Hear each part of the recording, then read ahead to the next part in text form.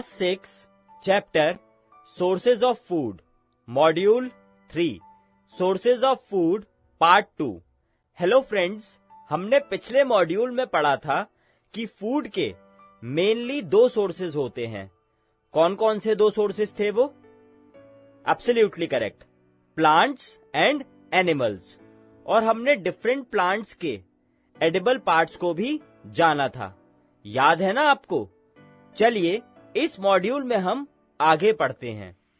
Friends, कुछ plants ऐसे भी होते हैं जिनके दो या दो से ज्यादा एडिबल पार्ट्स होते हैं। सम प्लांट्स हैव 2 और मोर एडिबल पार्ट्स, जैसे मस्टर्ड प्लांट। इसके सीड्स से हमें ऑयल मिलता है और इस प्लांट की लीव्स हम एज वेजिटेबल यूज करते हैं। और ऐसे ही अगर मैं बनाना प्लांट की बात करूं तो बनाना की स्टेम, फ्लावर और फ्रूट्स तीनों ही एडिबल पार्ट्स होते हैं। ऐसे ही फ्रेंड्स, अगर मैं रेडिश की बात करूं तो रेडिश के एडिबल पार्ट्स उसकी रूट्स और लीव्स होती हैं। और फ्रेंड्स, अगर मैं बात करूं मेथी की, जिसको हम इंग्लिश में फेन्यूग्रीक भी बोलते हैं, उसके एडिबल पार्ट्स उसकी सीड्स, लीव्स और स्टेम्स तीनों ही होते हैं। तो फ्रेंड्स, देखा आपने कि कुछ प्लांट्स के दो या दो से ज्यादा भी एडिबल पार्ट्स होते हैं। ऐसे ही आप कुछ और प्लांट्स फाइंड आउट करिए जिनके दो या दो से ज्यादा एडिबल पार्ट्स हों। चलिए आगे बढ़ते हैं। फ्रेंड्स, आपको पता है कि मशरूम्स, जिनको हम उनके गुड टेस्ट और हेल्थ बेनिफिट्स की वजह से खाते हैं, वो ना तो प्लांट्स होते हैं और ना ही animals. Mushrooms are neither plants nor animals. उनको एक सेपरेट कैटेगरी में रखा जाता है, जिसको हम फंजाई बोलते हैं। इसके बारे में आप हायर क्लासेस में पढ़ेंगे। फ्रेंड्स, कुछ मशरूम्स नॉन एडिबल भी होते हैं। There are some mushrooms that are non-edible. ऐसे मशरूम्स जो खुद ग्रो हो जाते हैं, वो नॉन एडिबल या पॉइजनस हो सकते हैं। तो इससे आप क्या समझते हो? इससे आप ये समझते हो कि आपको कोई भी प्लांट बिना सोचे समझे टेस्ट करके नहीं देखना चाहिए। ये आपके लिए काफी हार्मफुल हो सकता है। समझ आया आपको? तो फ्रेंड्स, चलिए समझ आया आपको कि सीड्स को स्प्राउट कैसे करना है। गुड, चलिए आगे बढ़ते हैं। Food from animals. फ्रेंड्स, हमने आपको प्रीवियस मॉड्यूल में बताया था कि मिल्क, एग्स, मीट और हनी जैसे फूड आइटम्स हमें एनिमल्स से मिलते हैं।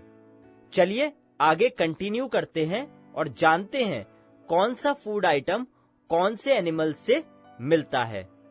फ्रेंड्स, अगर मैं मिल्क की बात करूं तो मिल्क हमें कौन कौन से एनिमल से मिलता है? बिल्कुल सही, हमें मिल्क काउज, बफेलोज और गोट्स से मिलता है। We get milk from cows, buffaloes and goats. और ये मिल्क हम वेरियस फूड आइटम्स बनाने में यूज करते हैं, जैसे butter, cheese, ghee, curd, ice cream, etc. Milk is used to prepare butter, cheese, ghee, curd, ice cream, etc. Friends, अगर मैं एग्स की बात करूं तो एग्स हमें हेन्स, टर्कीज और डक्स से मिलते हैं। एग्स प्रोटीन्स और विटामिन्स के रिच सोर्स होते हैं। Eggs are a rich source of proteins and vitamins. Friends, meat हमें किससे मिलता है? Absolutely correct. हमें मीट hen, duck, goat और fish से मिलता है। We get meat from hens, ducks, goats and fish. Friends, ऐसे ही हनी हमें हनी बीज से मिलता है। हनी एक टेस्टी और न्यूट्रिशियस फूड आइटम है और इसका यूज आयुर्वेदिक मेडिसिन बनाने में होता है। It is a tasty and nutritious food item and is used to make Ayurvedic medicines. लेकिन फ्रेंड्स, क्या आपको पता है कि हनी प्रोड्यूस कैसे होता है? चलिए इसको समझते हैं। हनी प्रोड्यूस होता है हनी बीज के थ्रू। हनी बीज फ्लावर से एक स्वीट जूस, जिसको हम नेक्टर बोलते हैं, उस नेक्टर को वो फ्लावर्स से कलेक्ट करती हैं और उसको हनी में कन्वर्ट करके अपने हाइव्स में स्टोर कर लेती हैं। फ्लावर और उनका नेक्टर ईयर के कुछ टाइम तक ही अवेलेबल होता है, इसलिए बीज इस नेक्टर को पूरे साल भर यूज करने के लिए स्टोर करके रखती हैं। बीज store this nectar for their use all through the year, और इसी वजह से हनी बीज की लार्ज स्केल पर रियरिंग की जाती है, और इस रियरिंग को हम एपीकल्चर कहते हैं। The rearing of honey bees on a large scale is called apiculture. Honey बीज को रियरिंग के लिए अपियरीज में रखा जाता है। Honey bees are kept in apiaries for rearing. Friends, हमने इस मॉड्यूल में अब तक क्या पढ़ा, एक बार मेन पॉइंट्स को रिवाइज कर लेते हैं। तो सबसे पहले हमने पढ़ा था सम प्लांट्स हैव 2 और मोर एडिबल पार्ट्स। फिर नेक्स्ट पढ़ा था sprouted seeds contain more vitamins and hence are more nutritious. फिर नेक्स्ट पढ़ा था we get milk from cows, buffaloes and goats. Milk is used to prepare butter, cheese, ghee, curd, ice cream etcetera. फिर हमने आपको बताया था कि हमें एग्स कहां से मिलते हैं। We get eggs from hens, turkeys and ducks. और एग्स जो हैं वो रिच सोर्स होते हैं प्रोटीन्स और विटामिन्स के। Eggs are a rich source of proteins and vitamins.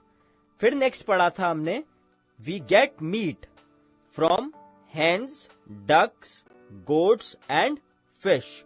फिर पढ़ा था हमने we get honey from honey bees. It is a tasty and nutritious food item and is used to make Ayurvedic medicines. फिर हमने आपको बताया था what is apiculture. The rearing of honey bees on a large scale is called apiculture. तो friends, आपने इस module के concepts को समझ लिया एंड आई होप आपको ये मॉड्यूल अच्छे से समझ आ गया होगा, और इस पर बेस्ड एग्जाम में आने वाले क्वेश्चंस को आप अच्छे से लिख पाओगे। चलिए अब एक्सरसाइज करते हैं। इन एक्सरसाइजेस को करने के बाद आप इनके आंसर्स अपनी नोटबुक में लिखकर जरूर प्रैक्टिस करिएगा। चलिए स्टार्ट करते हैं।